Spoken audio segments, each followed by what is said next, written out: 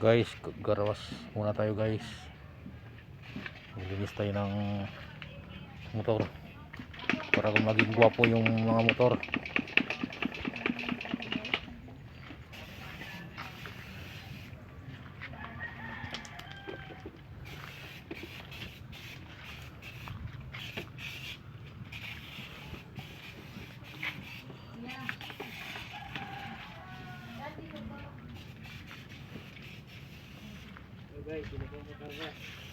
O mga guys, sinong gusto magpakarwas dyan, pati mukha karwasin namin, mukha ng kuan.